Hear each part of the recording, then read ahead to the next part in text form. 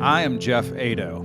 This is Lunacy, where we discern the sacred from the insane and admit that whether we like it or not, we are all profoundly affected by the cycles of the moon. How?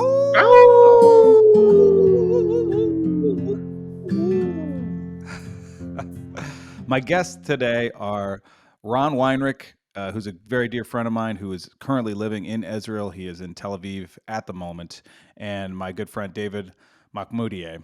We're coming together today to really talk about the current situation that is happening in Israel, dispel some of the myths and rumors about what's happening, and also make it abundantly clear that the Muslim religion is not about murdering the Jews, which is also why David is here today. So I just want to start off by having us introduce ourselves. Obviously, I'm Jeff Ado, a musician and weirdo extraordinaire and podcast host.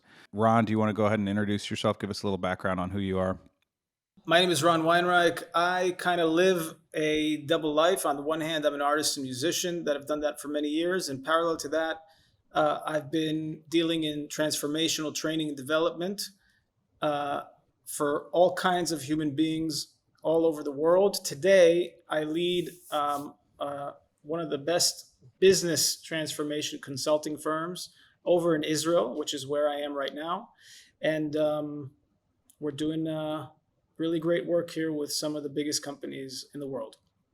And do you want to just go ahead and tell us what the name of your company is, so people Yeah, know? it's called Mark Kamen and Associates, and we do executive coaching and transformational workshops for companies like Boeing, General Electric, the American FBI, Lockheed Martin, you name it.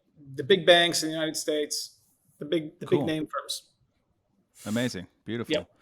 And David, how about yourself? Yes, thanks for having me on, guys. I am a filmmaker and a Sufi Muslim, and I come from an interesting background. My father's Iranian. My mother is British with a little bit of French in there, so a very eclectic upbringing. Born and raised in the UK, but very strong Iranian cultural upbringing. And my family fled Iran both before and during the revolution. And I more than anybody am extremely saddened and disheartened by the fact that we are yet again about to discuss something that has supposedly been done in the name of religion and my religion. So excited to get into it with you guys. Yeah, that's great. So just a quick technical note for everybody who might be watching on YouTube.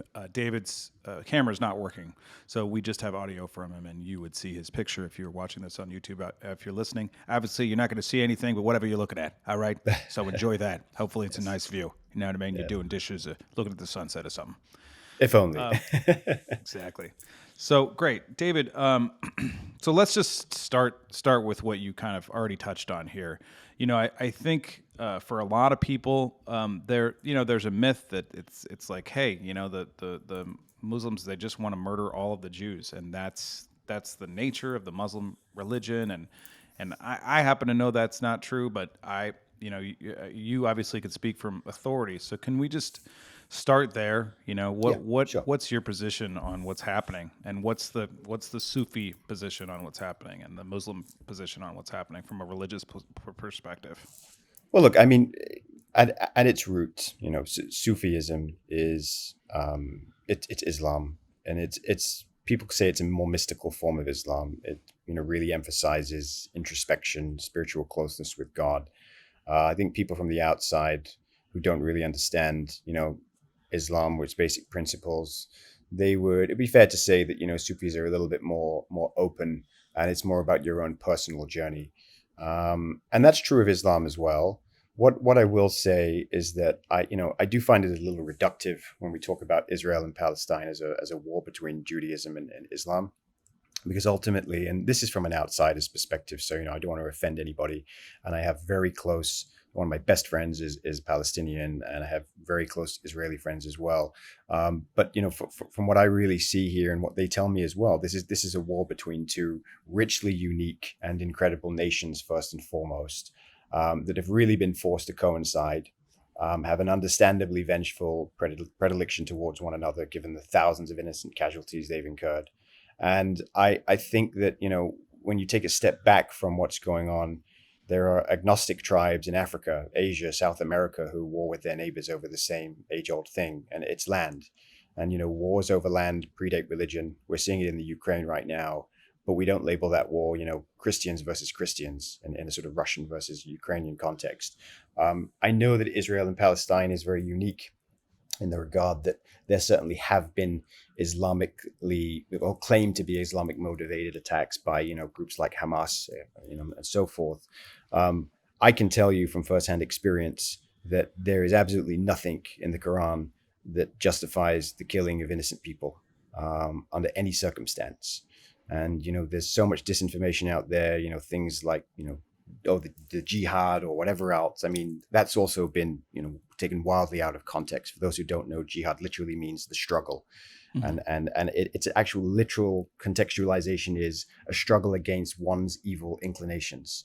And so, in that sense, you can pervert that as much as you want. And you can say, well, our struggle is we have to, kill Jews or kill Israelis or whatever you like. I don't know a single Muslim who stands for that or who is happy about what's going on in the region.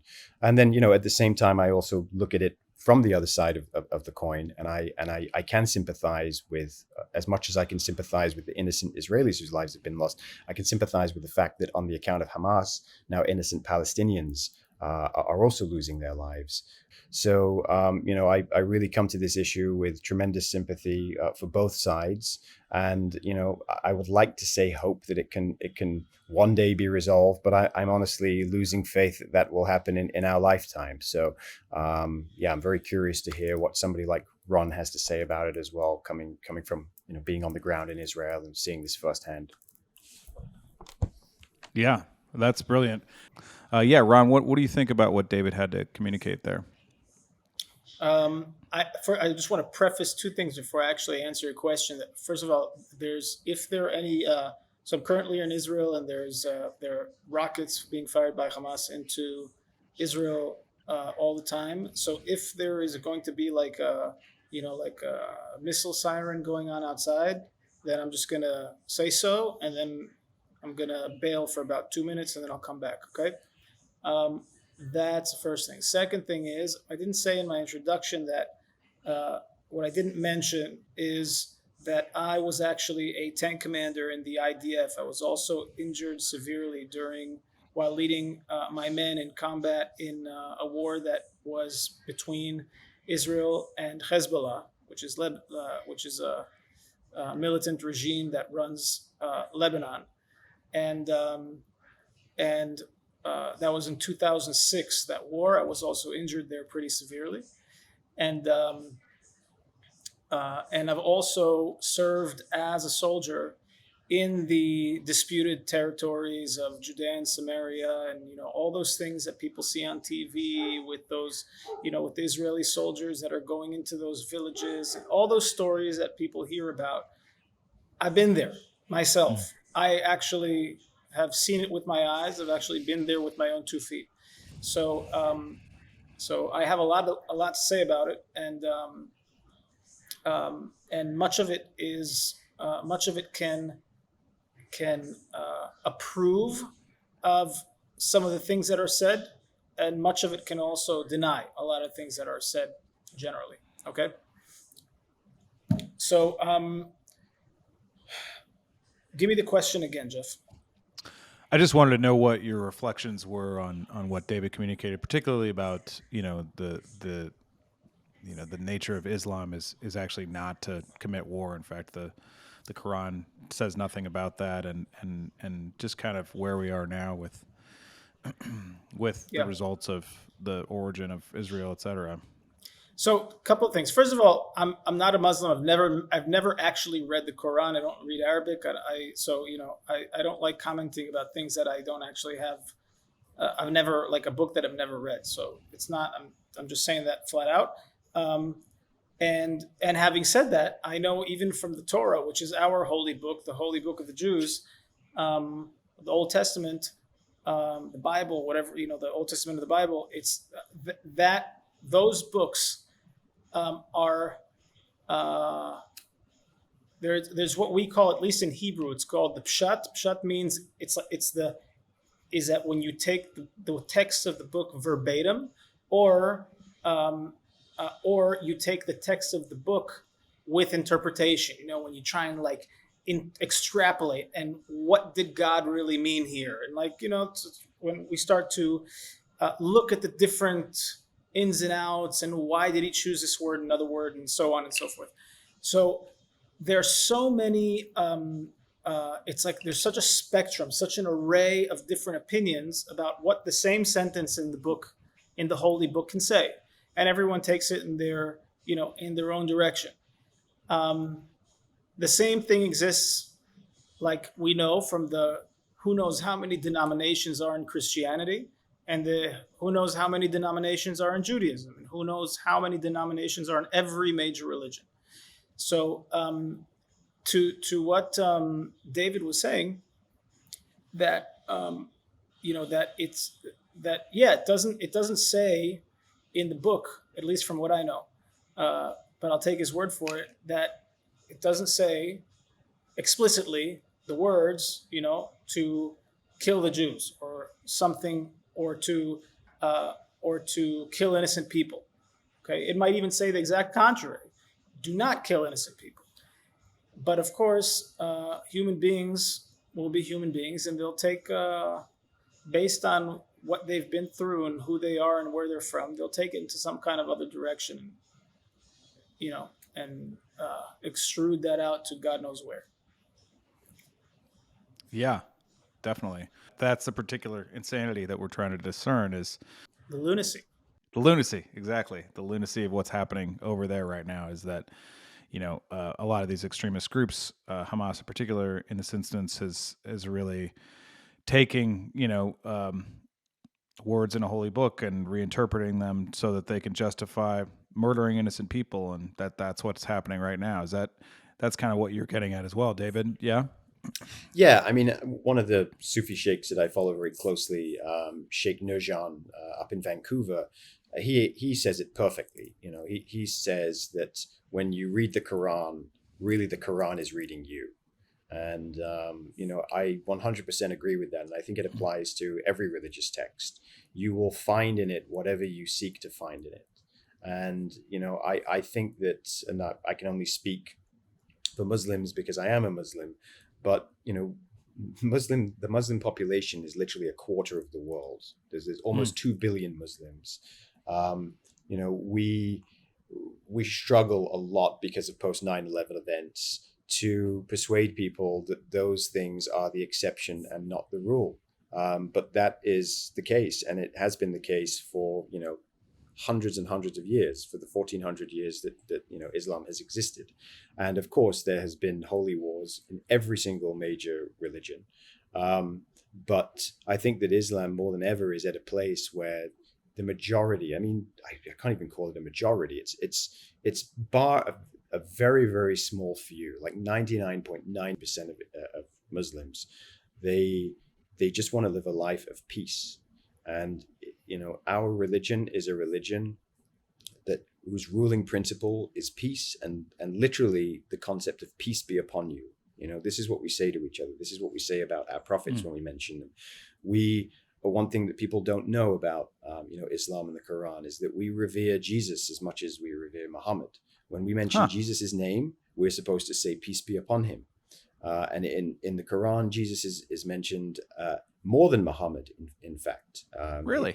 His name, yes. In the Quran, Jesus is referred to as Isa, son of Mary. The only fundamental difference, we believe that Jesus was a messenger of God. He was a prophet. He wasn't the son of God.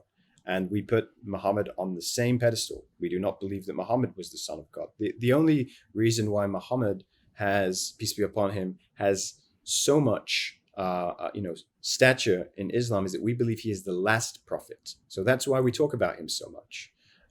But every single major revered holy figure, from Moses to Abraham, when we talk about them, we also add peace be upon him. Huh. And unfortunately, a lot of the mainstream media's depiction of Islam is cherry picked, and it is cherry picked on to coincide with groups like Hamas and groups like Al Qaeda that Muslims want nothing to do with. Mm-hmm. Yeah. Wow, it's really beautifully said and really insightful. And I just learned a bunch as well. And I think part of the issue with what you're describing with how the mainstream media depicts Islam, et cetera, is it's a what sells is fear, and so scaring people half to death has been the hallmark of the media since I was a child. I don't know about you, but you can't really turn on the news, no matter what's going on in the world, without ending it feeling more terrified to be in your own home. It really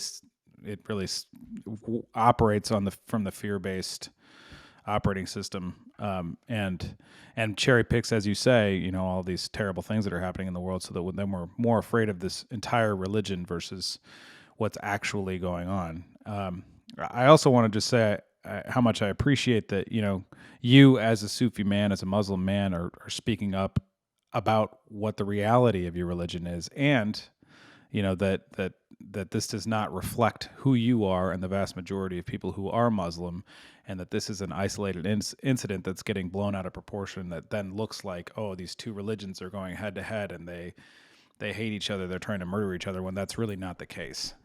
Yes, yeah, absolutely. And as well, Jeff, from how we met, and our mutual brother Kai, he is an expert in the similarities between Judaism and Islam. True story. And yeah, and I think that's the thing. We like to focus on our differences. At the same time, I do know there's a pragmatic element to this, that we're sitting here talking about religious texts, so forth. People are losing their lives, and that's the most important thing, and we've got to figure that out. But I do wish that we could look at, and perhaps Ron can speak more to this. I think there is infinitely more of a political component to this conflict than a religious component. But unfortunately, the religious component is what gets put under a microscope, because I think that's either it's easier for people to digest, or it's easier for people to point fingers of blame, or maybe it's just more exciting. I don't know, but from the limited amount of knowledge and research that I've done on this conflict, it seems to me that there are more similarities with these kinds of conflicts that exist all over the world and have throughout history, where religion wasn't involved, than where religion was. That's at least my takeaway. Yeah, that's great. And also, I just want to make an announcement to those of you who are listening that that's baby Hala. All right. Yes. Making her voice heard. Yes. David's beautiful little newborn. So if you're hearing a baby crying in the background, that's our little angel over there. Yeah, Ron, do you want to comment on that? Yeah, I do want to kind of say get things a little bit more. Take what David said, and I want to make it a little bit more precise, because some of it was, and this is of course not a shot at you, David. Okay. Sure. It was a bold statement to say that 99.9% of Muslims want peace. I wouldn't even say that on Jews, and I wouldn't say that about cats. It's because 99.9% of 2 billion Muslims is 20,000 people. Okay, so that's like nothing. So now there are over 2 million people living in Gaza. That of course people in general, they want to live in peace. I do agree with what you said, David, about that the issue, like the real issue, it's masked by religion, and people actually call it religion themselves. Like they're sure it's a religious, it's a religious thing, but I think it's a thing that is more cultural, cultural and regional, and anthropological than it is necessarily a religious thing. Okay, what do I mean? I mean that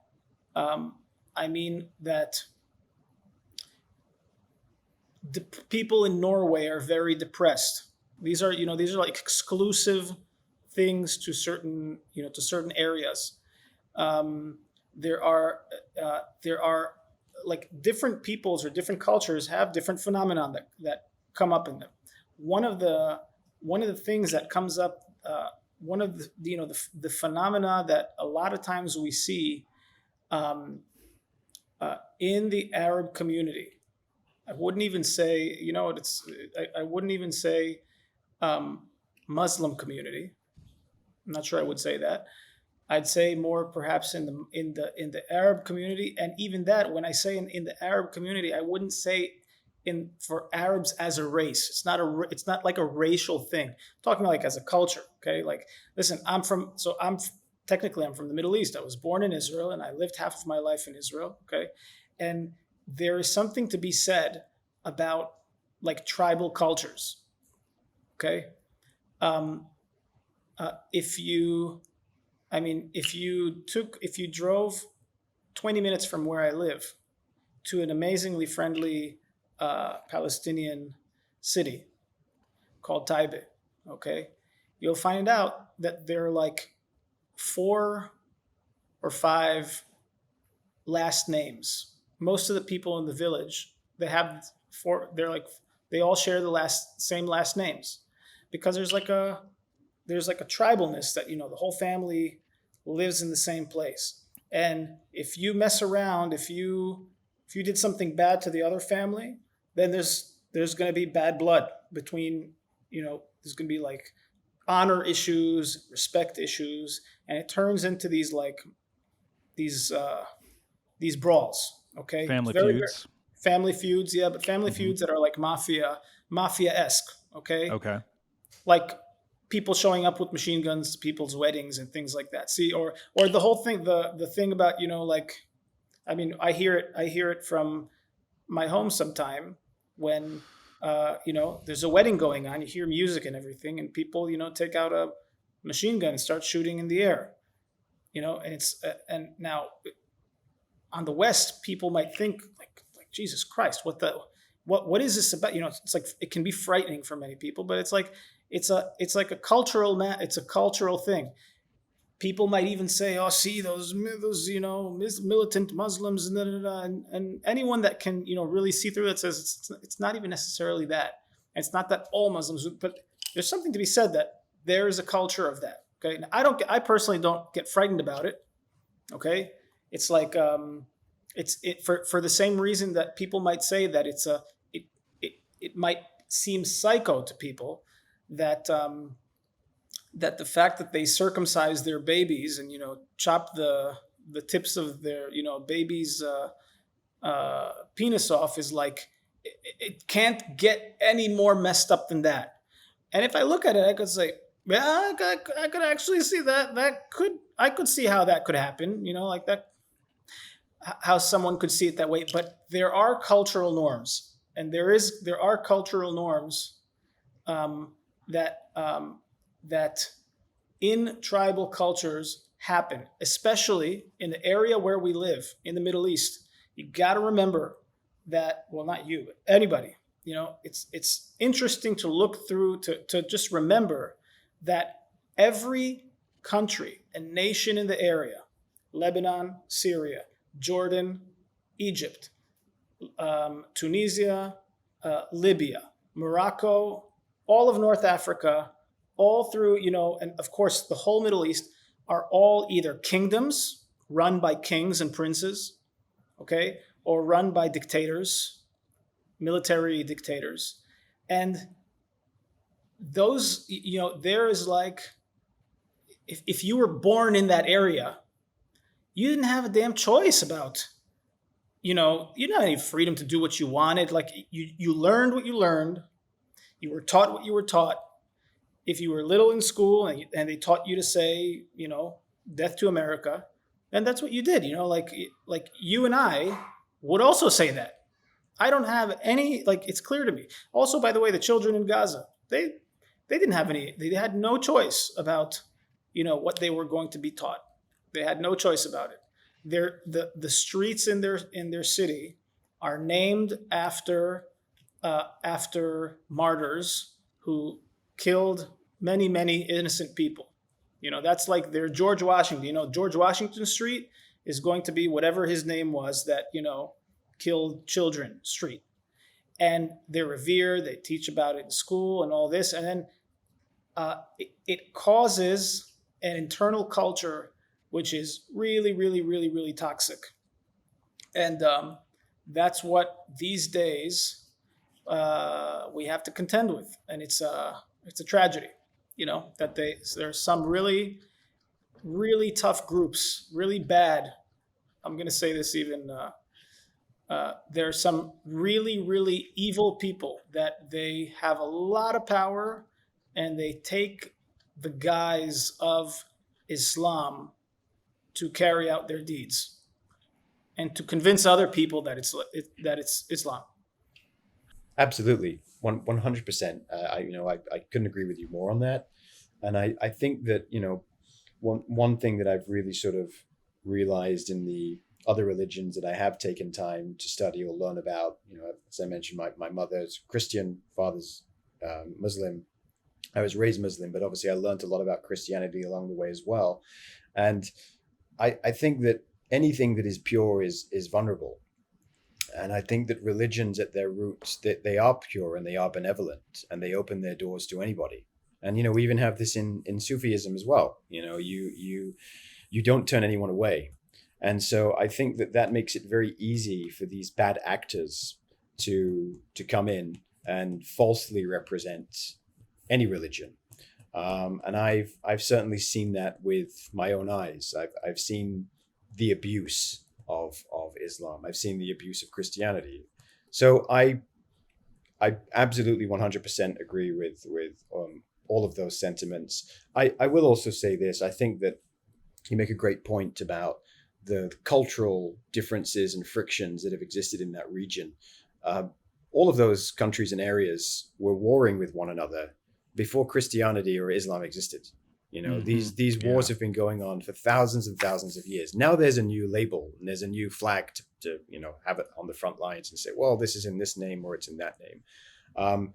The whole point of religion was to eliminate that. It was to unite people. And it's ironic that now, in one way, you could say that actually, if you look at the benefits of religion in both of those regions, it's definitely resulted in the world that we live in today, where by comparison, there is less bloodshed.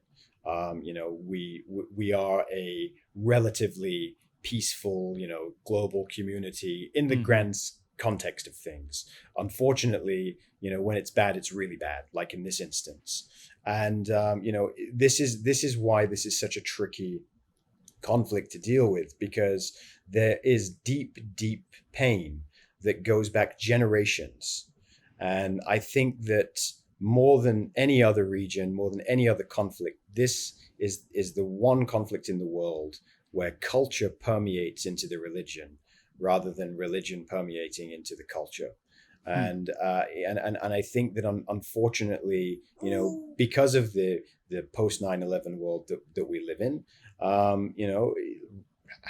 rightly so, people have been asking these questions about Islam. I think every single religion undergoes this test, and you make a good point as well about 99.9%, how many people that would actually equate to. But I would counter and say that my argument is that anybody who, whether it's 100,000 people who are committing acts of terror in Islam's name, or 10 people, anyone who's doing it is not a real Muslim.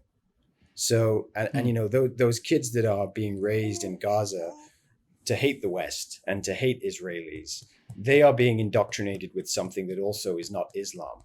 And they might do the prayers every day, and they might be good Muslims in other areas of their lives, but that's the real tragedy, that they are literally being brainwashed into believing something that was never written in any text and was never part of any holy teaching. And this is why I think that education is so important on these matters, and not just an academic education, not just a religious education, but as Ron alluded to, a cultural education. It's only when you understand your neighbor and understand your, quote unquote enemy, that you can really find that common ground and realize, really what we're fighting about here is not what people say we're fighting about. And as I've said, I don't know. I'm not smart enough to know what the solution is to it, but I think we're all smart enough to see what the problem is. Brilliant. That's really brilliant. And I think, a lot of what you're pointing to there, David, is just that, again, cultural norms and people who've, as you pointed out, Ron, who've gotten into power, who have evil intentions of control and wanted to hurt other people, and then they're spreading that doctrine and using the religion of Islam as a justification, which it's absolutely not. That's what's causing all this evil. I think for me anyway, one of the things that I always consider is I just wish all religions would give up their exclusivity and just say it doesn't matter who you are, you're welcome. This is about God. We're all children of God, and my God's not better than yours. Which I think ultimately, when you look at the mystical traditions of each religion, that is what they say. Certainly, that is true in mystical Christianity, and it sounds like in Sufism, and as far as I understand it, as well as in Judaism. We all come together. But then there are people that use that religion and pervert it in ways that then can somehow justify the killing and murder of other people. I also just wanted to kind of add into the whatever the percentages of of people who have terrible intentions. I imagine, and I have no idea that this is accurate, but I imagine that even most of the people that are hanging out in Gaza don't want this war and don't want to see people die. That there's just a good group, that there's been an indoctrination of people to believe this, but that, I imagine that there's plenty of people that are in Gaza that are like, are you kidding me? Why are we doing this? Like, just stop. And that certainly don't want to see the all of this rape and murder and kidnapping and terrible things that are being done in their name. And now their whole community is getting punished for it, because what else are you going to do in that scenario? So I just want to say about that, and I hate that I have to say this. I really, really hate it. Okay. That kind of statement, as someone who, I told you that I grew up half my life in Israel and I grew up my other half of my life in America. Okay. There are parts there are parts of the world that those aren't the rules of the game. Okay. And that's like, that's what we'd call, and like we say, oh, that sounds like new agey California people talk, right? I mean, I'm a new age California And person, you're right. And although maybe not new age. I don't like that term. But anyway, and I do live in California. and in Northern California, and Yeah, and no less. what people a lot of times don't understand is that you got, that there are certain cultures that those just aren't the rules of the game. Let me give you an example of it. Okay, it's not actually a Middle East example; it's an Africa example. So when there was a genocide in Rwanda, okay, and there were the Hutus and the Tutsis, okay, and the Hutus went out, and I think one day they sporadically, people, not the army, people left their homes and hacked over 1 million Tutsis to death, just massacred them with machetes. Okay. Mm-hmm. And that was like, that wasn't like necessarily a military that did that. That was, like, I just freaking effing despise those people, and they shouldn't be around. Yeah. We that was need a to kill those people. cultural. Yep. Idea. Right. And, yeah, I talk about that and stop killing.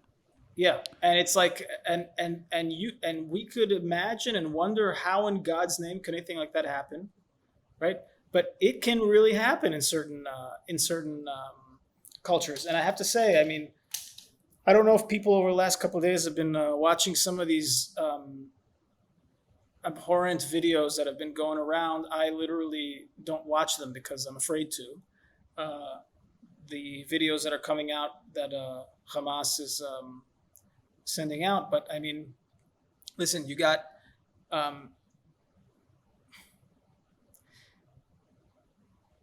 almost don't want to say it. You can edit this out if you don't want it in, but you have, women who are bleeding from their private parts after they've been raped multiple times, that they are then set on fire naked in the middle of the street screaming for their lives. And then everyone in the street is, in Gaza, including children, on people's shoulders, and they're cheering, and they're, death and death and death to the Jews and death to the Jews. And you see kids, they're just kids, and they're all happy. Everyone's happy. They have, I don't know, it's like, watching like a pig run or something like that. And like a rodeo. Mm-hmm. And it really makes you think about this. Everyone wants peace, and there's too much joy in it. There's too much joy in it. It really, now I'm the last person that I don't ever say things like they are all like that. That language doesn't come out of me. And when you look at things like that, it really gets you thinking about the nature of of culture, the nature of human beings, what in God's name is going on, what's going through people's heads. It really makes me wonder between this concept of what, of good and evil, because I would love to know that everyone is good and is good at heart. But I don't know if you know, but in the Torah, it's actually written that, in the Bible, it's actually written that that it says that the heart of man is evil from its childhood. It's evil. It's not good. It needs to be taught how to be good. But and of course there'd be other people, especially from the spiritual communities, enlightened communities, which I'm part of, yes, which are going to say, babies are pure. Yeah, there's some people say babies are very naive. They're naive. They don't know anything. They're like a blank slate. But if you took a blank slate, took a baby, and you didn't teach it anything, you just let it out. I don't know. I'm a boy. I'm a man. I don't know if my mother didn't teach me to not grab women, and my dad told me not to hit other people, I'd probably be bothering women and hitting people my whole life. That had to be taken out of me. So it's a very interesting existence, this life, and just to be specific about Gaza, because that's what brought us together, I think, in this conversation. There are over 2 million people in that city, in that strip of land, who have a really, really crappy life. No doubt, they have a crappy life. They are held hostage by an ISIS-like regime. Must be understood. Hamas is like ISIS. There's no difference between them. Right. Okay? Hamas, when people say, free anyone who says free Palestine now is like, it's like siding, it's like, just imagine if whenever ISIS beheaded somebody, someone would say, well, free Palestine. Mm-hmm. You'd be like, what? Right. There's an assumption that there's not, that there's kind of a democratic, group of people that's over there that are just trying to live free lives. But really what you're saying is that's not the case, that really they're so far from it. And it's more like, there's a, yeah. Like and just so you know that, in Israel, I mean, most of my friends, most of the people that I know, the level-headed people that I know, are pretty clear that the Joe Schmo in the street in Gaza is just someone that wants to live their life and feed their family and make money. Mm-hmm. And it's very clear to everyone in Israel. And unfortunately, there's this horrendous situation where you got this ruthless mafia that's running there, so-called nation. Yeah. Well, that really kind of sheds a lot of light. I mean, I'm not going to say that I stand corrected, because I do believe that there are a bunch of people that are probably in their homes that are not cheering for the witch burnings, sorry, for the women burnings. I said witch burnings because that's what comes to mind for me. Is it's exactly like that. It's exactly like taking people, calling them witches, burning them at the stake, and then having everybody cheer. I mean, it's the same thing with hangings in the Old West. People came and cheered for that, and it's the same thing, et cetera. There's plenty of examples of that brand of evil. I think it's also really fascinating, and I'm a little conflicted with what you said, although I do also agree with it. I look at babies and I see a beautiful soul that's still connected to the source, and I see that there's no separation and that they're experiencing something that is blissful and that they're beautiful. But then also, I've taught kids. I've taught, you know what I mean? I was a teacher. All right. I taught preschool kids, and some can be little, little jerks. All right. They can be jerks. All right. And unless they are taught, as you say, to not be that way and that is unacceptable, they'll continue to be that way. And also that very much I do feel that so much of this existence, whatever we're doing here on planet Earth, is very much about, the perfection of our own soul, of our own morality, of learning how to be kind to each other, how to love each other, versus what we've inherited, which is more of a fear-based, greed-based operating system, And that isn't that kind of hard? Like, don't we find it kind of hard to like teach this love thing to Yeah. people? It is. It's, Yeah. I mean, it's not nothing, saying, hey, I really want you to embrace a love-based operating system and ask yourself, how do I love more? How do I give more to other people? That's, first of all, people scoff at it like that's a bunch of bullshit, but also like you have to experience some discomfort and some acceptance beyond something beyond yourself, beyond your own innate natural selfishness, to actually come from love, to actually be in love with life. You have to confront something in yourself beyond your own natural kind of narcissistic whatever it is, right?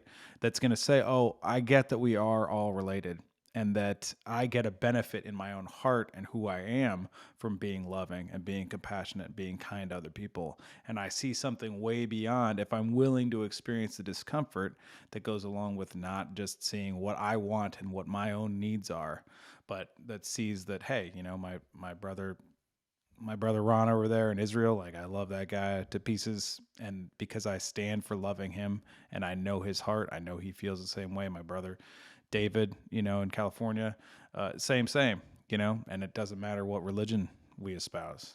I was raised Christian, and also I studied a lot of Buddhism, and I believe in both of those things. And I also believe in a lot of the tenets of Islam, a lot of the things that David talks about with Sufism. I have so much respect for Judaism and how dedicated it is to learning about God and questioning God, and that's like the thing. I don't think any of these religions are right, and that any of them are better. And I frankly, as David pointed out earlier in the conversation, I think the formation and origin of religion was to really bring peace to earth and really be the training ground for us to learn how to be good. So, yeah, it's a really, really interesting, and I just, I can't tell you how much I feel for you, Ron, right now in having to deal with watching that and having to deal with what's going on there, because I'm sure people that are directly being affected. So yeah, and listen, I mean that those videos run sound absolutely awful, atrocious, and I don't personally know a Muslim who would watch that and take any pleasure that is happening whatsoever. I mean, it's literally hell on earth. I also hate that I have to say this, but just to also share my own experience. Mm-hmm. A lot of my Palestinian friends, this is a very complex issue, and some of them disagree with me on some of these It's, things. by the And way, I just, and it's the most complex issue. It's yeah, not yeah. It's like there's no clean way out of this conversation. no, absolutely not. And sometimes when I try and be a voice of reason, or at least find some middle ground in these kinds of conversations, both with Israelis and with Palestinians. Palestinians will also point me in the direction of videos that, I haven't seen and I don't want to see, of, well, hey, there's these videos of, rogue IDF soldiers doing these things to Palestinians and so forth. That does not make it right on any level. But, just to understand the human nature of this, again, stepping outside of the religion, when a family of Palestinians have seen that, and, then it's in their veins, it's in their blood. That hatred it will last for generations. Absolutely. And so then the ripple effect is, well, goes back the other way. But, on a pragmatic level, which I do agree with what Ron was saying, we can sit here and have this fluffy conversation as much as we want, right? We acknowledge that we don't really know how to solve the issue. And so, what is the benefit of us talking about this? I think the benefit of us talking about this is that people can see there are three people on here who each identify in their faith in very separate ways. And we all come from different cultures and different backgrounds. And we all, to some degree, have, a dog in this fight. Ron more so than anybody else. Mm-hmm. But what we're doing is really sitting here and trying to find this common ground to say, look, we can acknowledge that one side is not better than the other here. There are things that Hamas are doing that are absolutely not by any rule book whatsoever. And, Israel is, in their retaliation, they are acting the way that they believe they need to react. I don't have sympathy for Hamas. As I said, I have sympathy for Palestinian people. And I think every single atrocity that's being recorded and shared on TikTok that's happening in Gaza is, to Israelis, is probably, on the other side, to Israelis, is also happening to Palestinians in some form. And when my friends, at least, when they talk about this idea of free Palestine, it's not free Palestine from the Israelis. It's free Palestine from Hamas. It's give us our country back. I saw this, with my own culture in Iran. The Islamic revolution in Iran was a perversion of Islam. Okay, it was not something to be celebrated, and the Islam that is being taught in Iran right now, there are good Muslims in that country, but at the top of the pyramid, if you want to call it that, this pharaonic system, what's being taught there is not Islam. It's extremism. But we spoke earlier about what are we doing here? And this ultimately is a physical existence. It's if you want to call it that, it's a purification process. And we've each chosen our own paths of purification. I think that every single religion has this idea that we have evil and good built into us. In Sufism, we talk about the nafs. You're constantly at war with your nafs. Your nafs is your ego. Your nafs are your evil impulses. Your nafs are, the selfish part of you.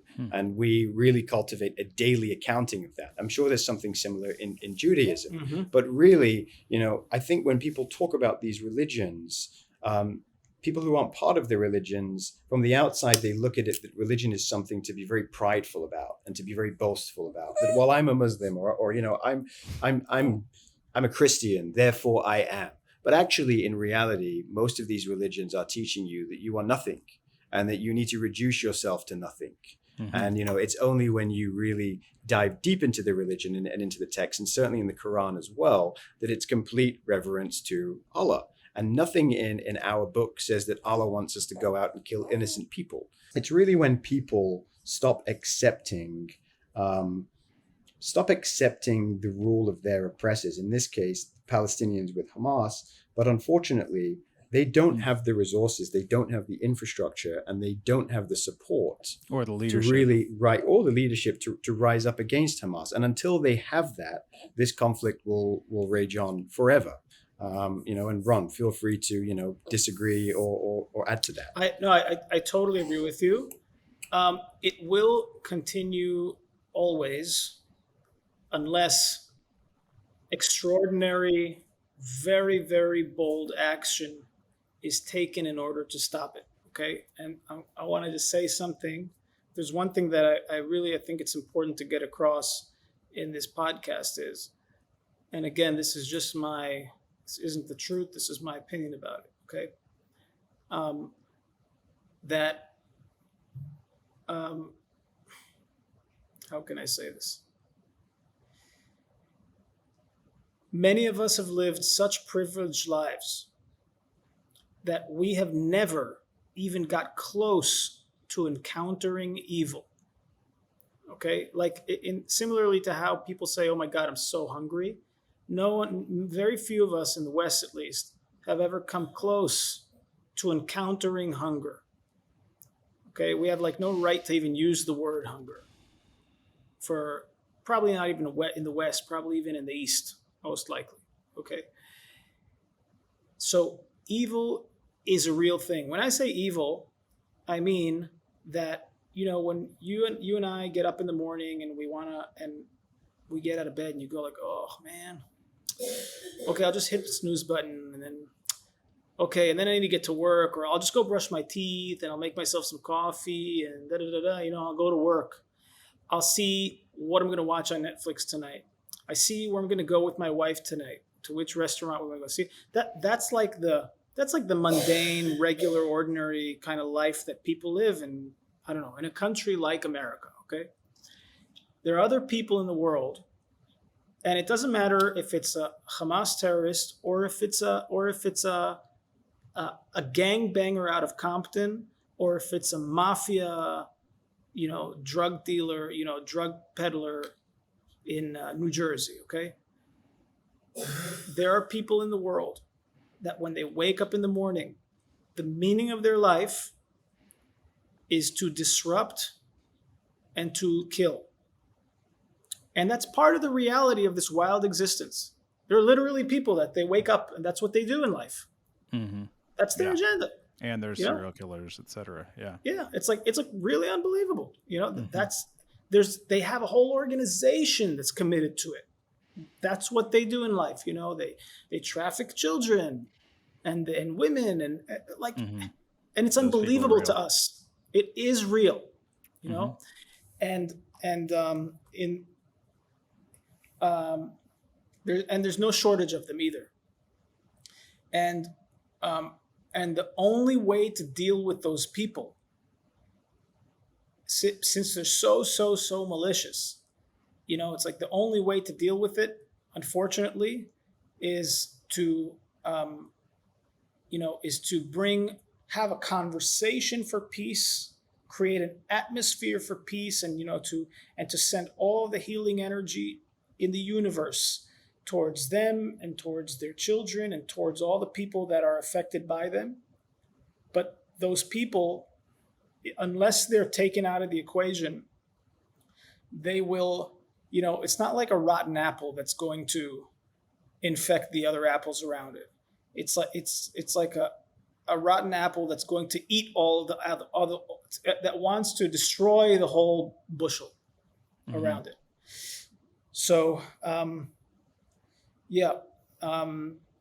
unfortunately, what's happening right now between Hamas and Israel is that Israel, we just suffered what is our version of 9/11, though proportionately it's worse. And Israel wants to eradicate that evil. For the sake, by the way, of freeing Gaza from this relentless demonic regime. And that's the blood that they're after. It's after Hamas's blood, not the people's blood. And a lot of people are going to say that what I just said is BS.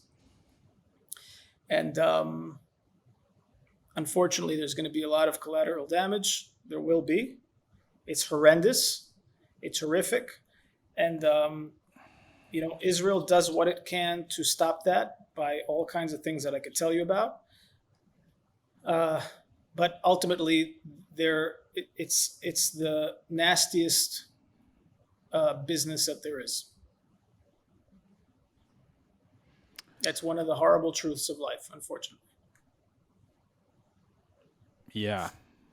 Yeah, it's interesting. I mean, I think what comes to mind for me, first of all, my prayer is just that this conflict ends as quickly as possible with as least amount of death as possibly can be. And of course, I am not a political leader, and I don't know the ins and outs of what's going on militarily and the policies there, et cetera.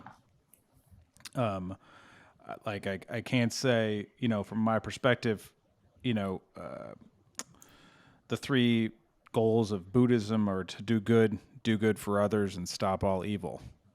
And the last one, the stop all evil one, people don't really talk about that as much. And you go to your Buddhist things, and everybody's meditating and they're peaceful, etc. And a lot of the stopping of evil can be the internal evil of what's going on in your own mind, and what David was referring to earlier of all the, I can't remember, it starts with a T. What was that, David? The turtles, Oh, the NAFs.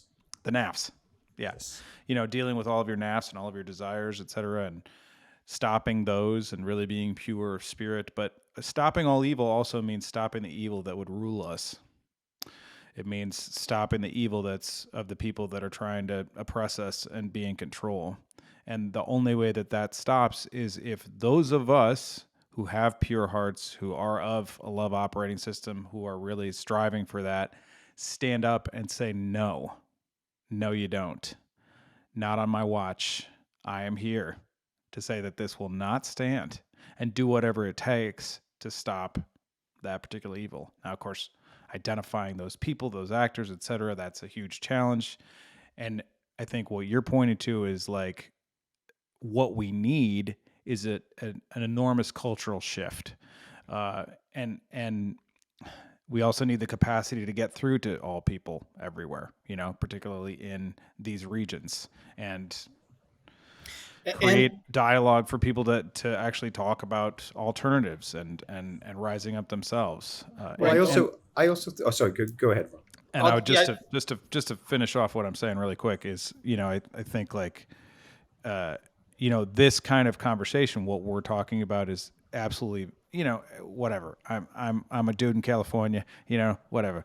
I'm not, I'm not Jesus. All right. Not Jesus, Jeff, not Jesus. All right. But I do think that these conversations are absolutely enormously vital to creating peace in the world everywhere. Sure. So just before you go, David, before you go, I just want to add to that, Jeff, that if I wasn't clear, I just want to make clear that everything you said, Jeff, 100% yes. But these kinds of conversations can't happen when there's a murderer in the room. Okay, that's the thing. When there's evil Right. in the room, it can't happen. You have to stop the murderer. You got to stop it. Yeah, Mhm.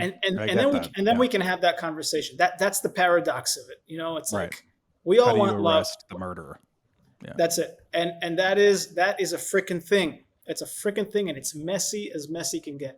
That's it. I'm going to shut up. David, go. No, I mean, just really was gonna add to that is I think one thing that we should all be cognizant of as well is, again, as much of these conversations, there's very pure and benevolent meaning behind them. We're not going to move the needle having these conversations, but really where people can make a difference and an influence is influencing the people who do represent them. I think that one of the things that we have to learn from is Iraq, Afghanistan, but they went in and there was a lot of collateral damage and there was a lot of casualties that were so unnecessary. And what that has done is it has really sowed hate in the veins of those people for decades to come. And what I worry about with this situation now is, and Ron, like I am absolutely not trying to be overly critical of the response here because I understand the response. But there's been reports that there's been a total blockade of the Gaza Strip that was announced, which I understand. They want to stop Hamas getting weapons and so forth. What that also means is that the supply of food and the supply of fuel and other essential commodities are not going to get to those people, those innocent Palestinians who are ducking for cover and who are just trying to survive the night. And that effectively is That's a war crime, right? Now, there's been war crimes committed by Palestinians and Hamas against Israelis, 100%. But now there's another war crime. And what does that do? It's just going to add fuel to the fire, because there are children who are starving right now, or will be starving very soon when they don't have access to food.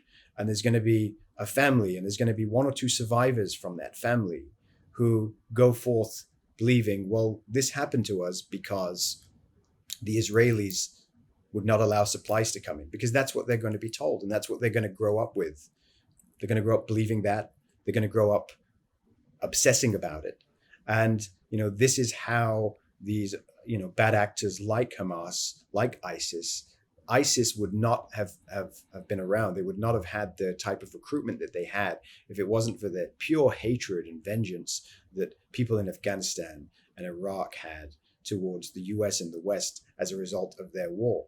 And, I'm not a person who sits here and believes that the war out there was entirely cynical. I think the weapons of mass destruction element was 100%. But, as with any government, there are also good and evil within that government. And I think that there are, for the most part, we like to think, there are people who act with the best interests of their people in mind. But there are always going to be, within Israeli forces, within American forces, within Iranian forces, wherever it is, there are always going to be people who are attracted to those environments because that's an opportunity for them to commit acts of evil. And, we see it on a microscopic level here at home. There's been a big, spotlight shone in recent years on police brutality, right? Again, doesn't mean that every single police officer joins the force with the intent to shoot people or to hurt people. But of course, those people are going to exist because that's a platform. It's an opportunity for evil that if it wants to, if it can permeate those systems, it can thrive there.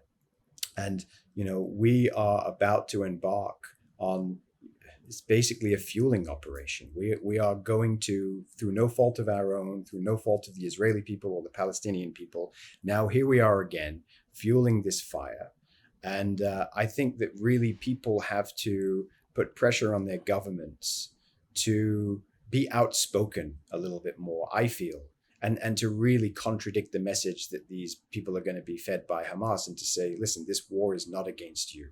Okay, if we have announced this blockade, we're trying to stop weapons from getting to Hamas, but then to also take the steps and to work with these humanitarian, UNICEF, all of these charities that are desperately trying to get food and supplies in for the people of Palestine. I don't see enough, and again, this is not endemic to Israel, just in general, I don't see enough PR and outreach and, a real effort on the part of governments that are going in and waging these wars to really stress that point home and to really do this work with these organizations so that the people on the ground, the next generation of terrorists who are going to grow up believing this, that's how you end this war. That's how you end this conflict. You have to reach across the aisle to them, and you have to make them believe that this war isn't against them. And only when we do that, and only when we're cognizant of that, will we stop this cycle. Yeah, I think part of the whole thing with the, certainly with the Iraq, Afghanistan example and the response there from 9/11 and sort of training people to then hate the West and want to murder, I guess, us, if you will. And the WMDs and the lie that was, well, then who all is making the money? That's a big concern there. Obviously, the defense contractors and the people who are building weapons made an absolute fortune during those wars, and so then there's an evil within the greed of all of that as well. Obviously, I can't speak to the policy of the siege warfare and preventing water and supplies, going into Gaza and preventing them from eating. I don't know what the effect or efficacy of that is, and it doesn't sound like a good idea. And obviously, Ron, I don't want to put you on the spot and have you have to answer for for that tactic, because I know you had nothing to do with it. I think it just kind of points us in the same direction of like throwing our hands up, like, what do we do here? it's a tactic. It goes with what I said before. I'll tell you why. The reason why that's happening is because all of that, all of food, all of the water, everything at the end of the day, it doesn't go to people. It goes to Hamas. They are the benefactors and the recipients, and then it just gives them more power. And now, of course, people need to drink and people need to eat, for sure. Yeah.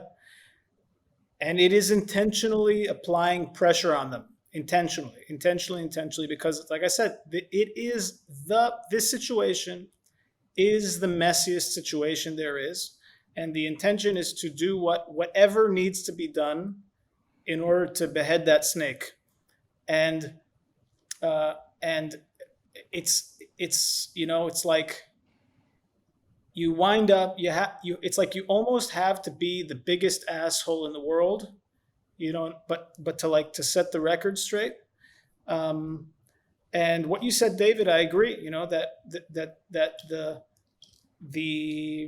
I agree partially in that the outreach is super important. The only issue, though, is that the outreach is irrelevant. If I came to any of your friends, David, and told them that, listen, we're Israel is doing X, Y, Z, and it's not, it's in order to hit the Hamas and not to hit the people in Gaza, exactly how that would go for me.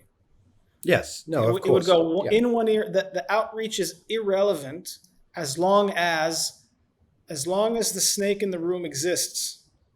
It's gone. Yeah, I also agree with you on that. I think that the difficulty is, you're right. You have to behead the snake, but if you do it with the snake's babies watching, then those snakes grow up and become big snakes of their own eventually. And what I don't see enough of, and I agree with you. Like, again, it's a very cynical thing for somebody to just come out and say these words, but I don't see world leaders standing on the stage and really hammering that message home. It's different when you and I sit here and have these conversations, but I mean, and I'm sure Israel's leadership has said this in some form.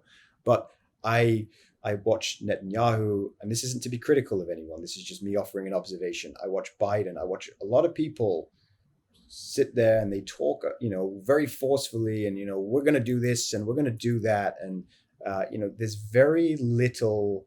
There's maybe one sentence that is committed to the people who are actually the real sufferers here.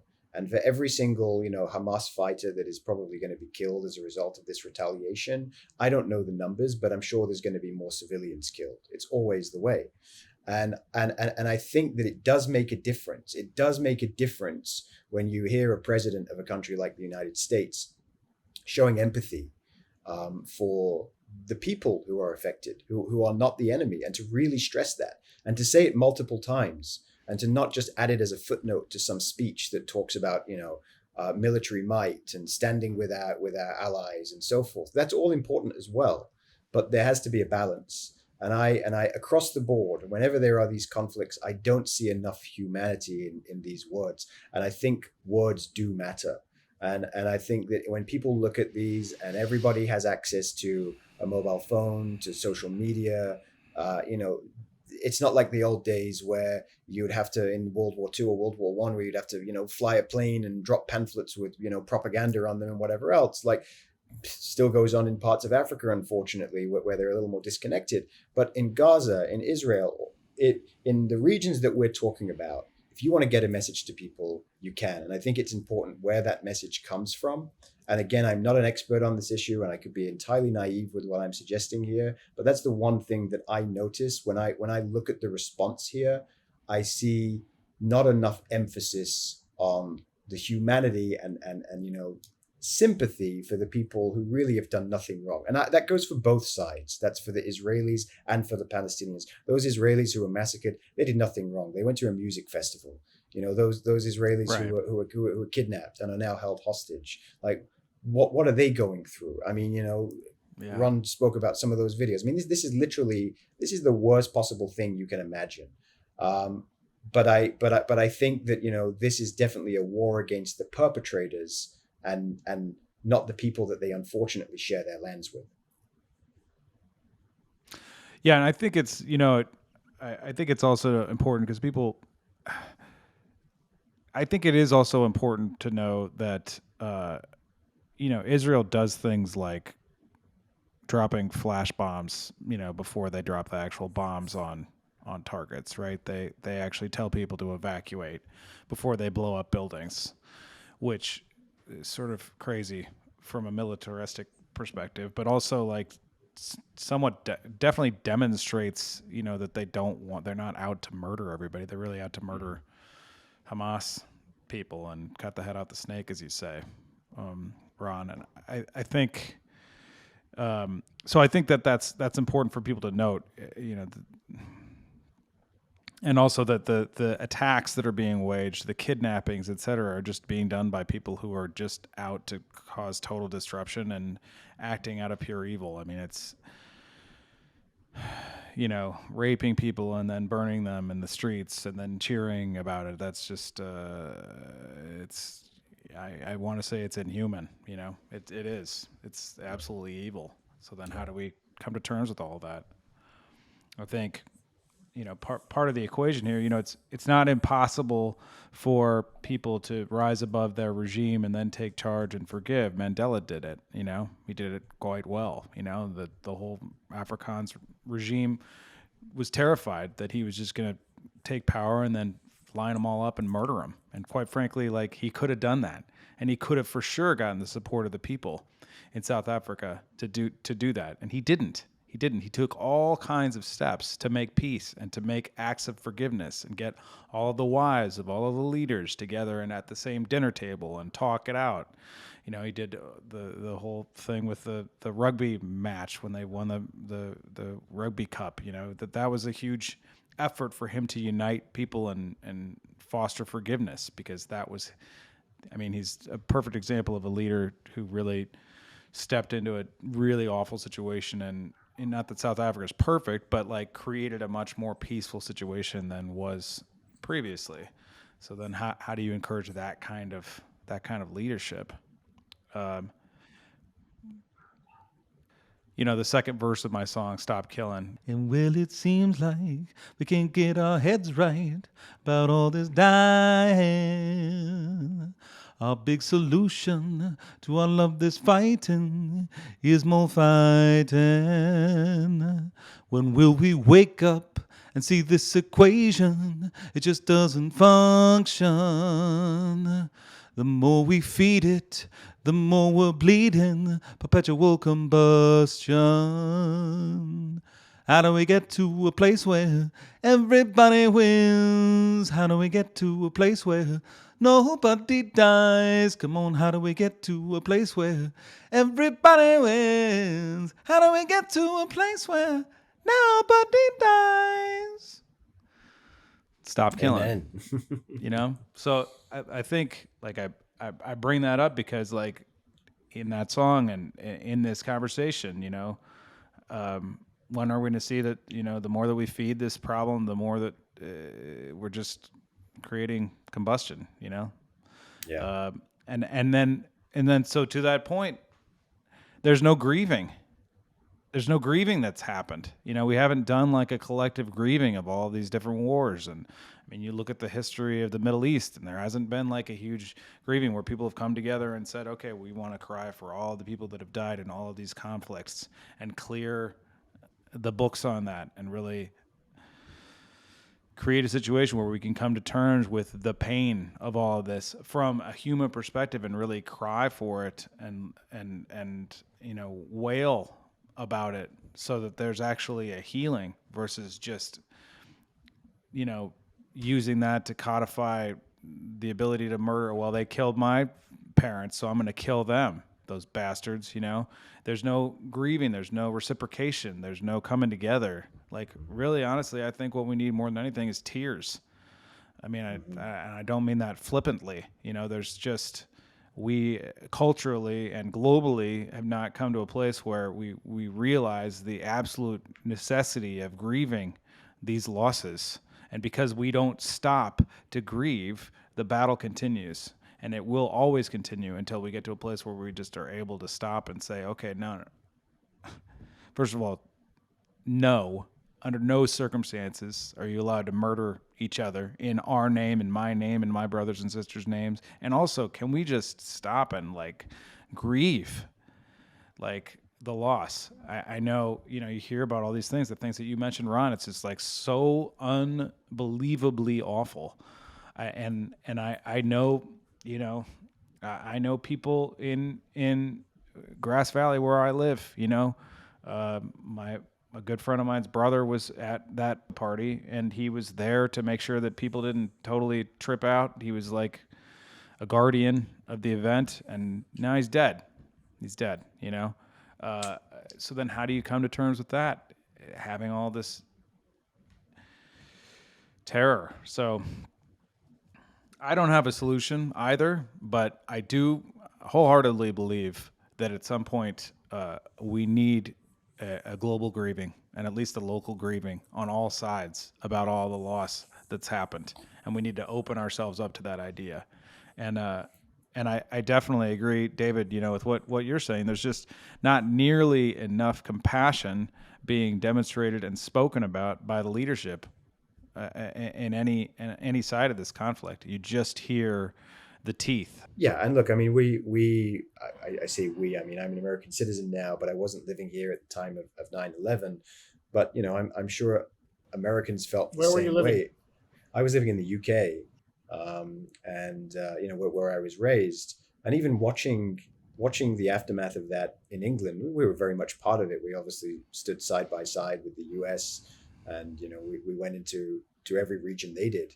And I had friends who went off and fought in that war. It's interesting because in the UK, I think because we weren't attacked, it wasn't the same as the US, but there was definitely, the anger was palpable. I mean, people had never seen anything like it. And definitely, a lot of that hatred got directed towards the Muslim community, unfortunately. Yeah.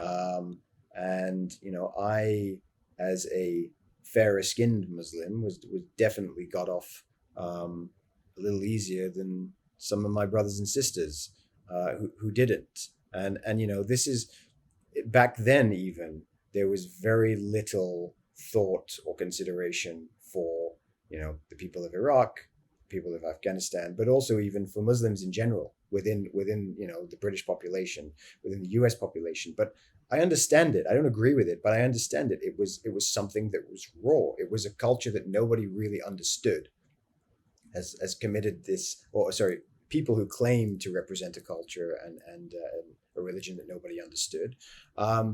In the Western world, suddenly all they have to correlate with Islam and with the Middle East is hijackers and terrorists and people who do these awful, atrocious things. And we've seen. I mean, our grandparents lived through World War II, right? And that everyone said, well, never again. We're going to learn our lessons from this. That wasn't even a holy war. And here we are, all of these years later, where we're supposed to be more developed, and we still can't find the compassion to understand that in the end, nobody really wins from this. And I Yeah. absolutely In the end, nobody cannot, really wins. I can't sit here and for a second talk about this subject on a par with Ron, who is sitting there right now. He's living this, he's breathing it, he's on the front lines effectively of this conflict. And I can't imagine how angry I would feel if this happened on my doorstep. And would I be able to think clearly, and would I be able to be empathetic in that moment? So again, I understand why it's difficult. And I think, to your point, Jeff, this is something where we don't grieve on a global scale. And unfortunately, I think that we're more divided in one sense than we've ever been, more connected in terms of socially with technology and so forth. But then you can just create these echo chambers where there's so much disinformation that's out there. Anybody who wants to believe one extremist view is going to go down that rabbit hole, and vice versa. And I think that's where really like leadership and government leadership. I know that we don't have much faith in it. I don't know anyone really these days who does have much faith in their government, but maybe it is time that the paradigm shift that we actually need is a way that we're going to elect officials that do actually represent the currency of humanity, and the fact that there are people like the three of us here Yes. who can see things on a very balanced level. Once we start electing those people into these positions of power, that's when we're going to make some real progress. Yes, absolutely. Hallelujah.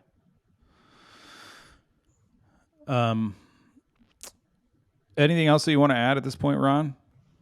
Yes, this situation going on right now is as complicated can get.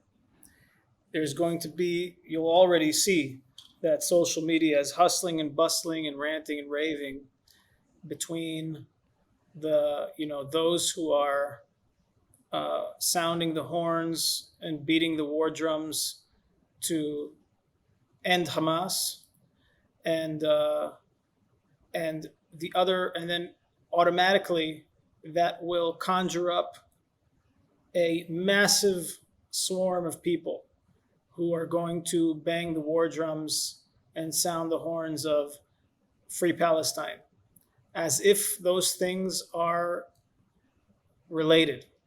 Okay? Well, they are related, but they're far cousins.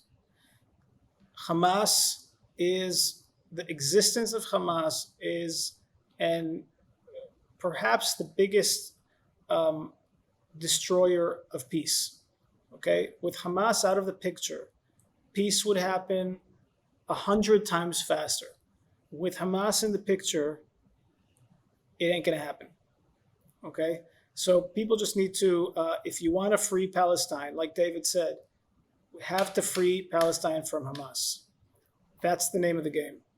Free the oppressed people of the Gaza Strip from this ISIS oppressor that is holding them by the neck. And God willing, that'll happen sooner than later. God willing, and with God's speed of whoever can find the power and the vengeance to find those bad people and remove them from earth. Or Hopefully, maybe transform them. I don't know. Maybe convince them. You know what I mean? Look, we'll put them in a room. All right. We'll talk about love for a long time and see what happens. You can bet $10 on it. I'll bet at least $10. $10.50. But really, I mean, I think, there is the opportunity for transformation of all beings everywhere. So, and, for sure, getting people with evil intentions and they're acting out of evil, that's critical. We have to do that, had to get rid of Hitler too, so that's how it goes. That's part, and we need to rise up. And I think also, to David's point, it's so important for those of us who are peace lovers and love lovers and want to create a world where we, as humanity, live in harmony with ourselves and each other. That's my goal, right? We have to speak up. We got to rise up. We can't be passive, so to speak. I don't mean that in a, violent, the opposite. I mean, we have to be active. We have to be very active with our voices and who we are and what we're about. And I think, first of all, I really want to acknowledge both of you for being willing to have this conversation. I imagine there may or may not be some flack on the other end of it from people who don't get it or do get it or disagree or agree. And I just want to say, our goal here in this conversation is to have a deeper understanding of what's going on and to foster peace in the world and more of a love operating system for people. That's why we're coming together. That's why we're even talking about this. And so, before before you fling hate at us, please know that we are coming from love, and that's what we're after here in this conversation on lunacy. And also, just a thought, which is that I like to quote Dr. King here and saying, the arc of the moral universe is long, but it bends towards justice.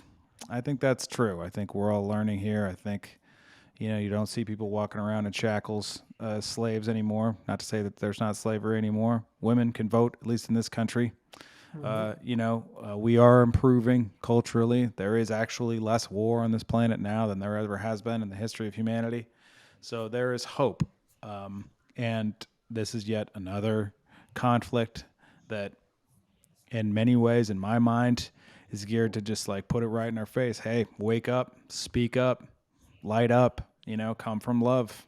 How do we create peace? How do we create grieving in the world? How do we, solve these conflicts? And also, Buddha very, very eloquently talks about, if you really want to end the war within yourself, and the judgments that you have against other people. Recognize that when you judge other people, you're also judging yourself. That sword is double-edged, and maybe it doesn't look like you're cutting yourself, but you are. You're doing it, all right, with your sword of judgment, all right? You know what I mean? And that it's so easy for us to just say, oh, well, this is a Muslim versus Jew thing. It's so gobbledygook, stupid. Please don't go there. Please don't foster hate because you have an idea that one side is right and one side is wrong. That is not the case. It is absolutely the most complicated situation on the planet, and we need to recognize that. So, Yeah. Thanks for giving us the platform to say it, to talk, yeah. Yes, thank you, Jeff. have this conversation. And thank you, Ron, for also coming on in the midst of it. I'm sure it's a very raw and painful thing to be discussing. So kudos to you for that.